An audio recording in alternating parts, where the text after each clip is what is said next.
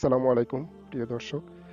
আমরা আজ এসেছি ঝিনাইদহের হরিণাকুণ্ড উপজেলার হরিশপুর গ্রামে, যেটা লালন ভূমি নামে পরিচিত। আসলে এখানেই লালনের জন্ম হয়েছিল এবং এখানেই তার আহ, জীবনের প্রায় 25 বছর পর্যন্ত এখানেই কেটেছে। এমনটাই ধারণা বা এমনটাই দাবি এই গ্রামবাসীর। তো এখানে এই লালন ভূমির এটা হচ্ছে দরবেশ সিরাজ সাইজির কবর। এই সিরাজ সাজির কবর আর ওনার পাশেই রয়েছে ওনার পত্নীর কবর। এখানে লালন শাহের নামেই আরো কয়েকটি মাধ্যমিক স্কুল এবং প্রাইমারি স্কুল রয়েছে। আর তার পরিবারের লোকজনও এখানে বাস করে এবং এই সিরাজ সাহিদের সাথেই বা এনার শিষ্যত্বই গ্রহণ করেছে লালন। আর লালন ভূমি খ্যাত এই হরিশপুর গ্রামে এটা হচ্ছে বাংলা মরমী সাধক পাঞ্জু শাহের মাজার। এই পাঞ্জু শাহ বাংলা মরমী গানের জগতে লালনের পরেই যার অবস্থান, লালনের পরেই পাঞ্জু শাহের নাম রয়েছে।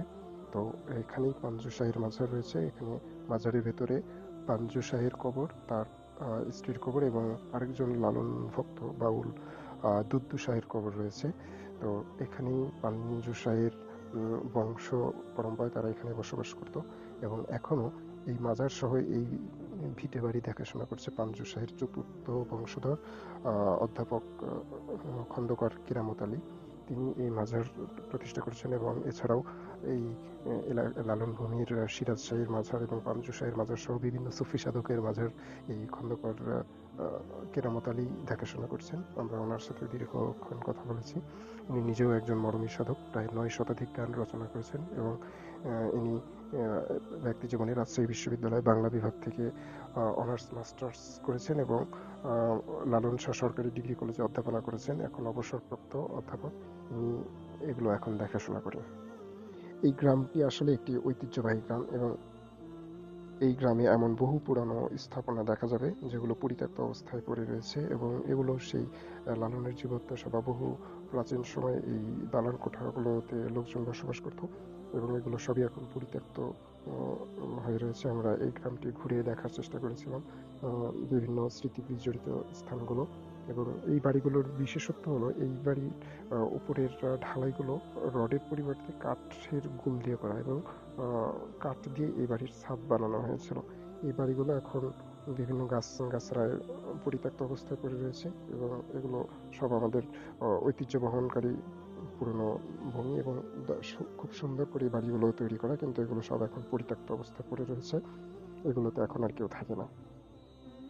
আর লালনের মাজার রয়েছে কুষ্টিয়ার কুমারখালীতে।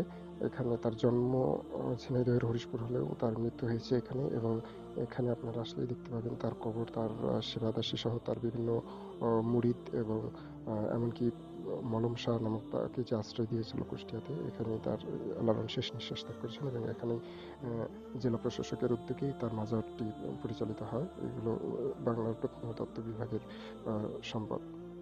লালনের মাঝারের খুব নিকটবর্তী আরেকটি গুরুত্বপূর্ণ ব্যক্তির স্মৃতি পাওয়া যাবে, সেটা হচ্ছে গগন হরকড়া। এই গগন হরকড়া একজন বাউল শিল্পী ছিল এবং গগন হরকড়ার বিখ্যাত গান আমি কোথায় গেলে পাবো তারে, এই গানটির সুর এবং ছন্দ নকল করে বা অনুরূপভাবে কিন্তু রবীন্দ্রনাথ ঠাকুর আমার সোনার বাংলা আমি তোমায় ভালোবাসি এই গানটি রচনা করেছিলেন, যা বাংলাদেশের জাতীয় সঙ্গীত নামে পরিচিতি পেয়েছে।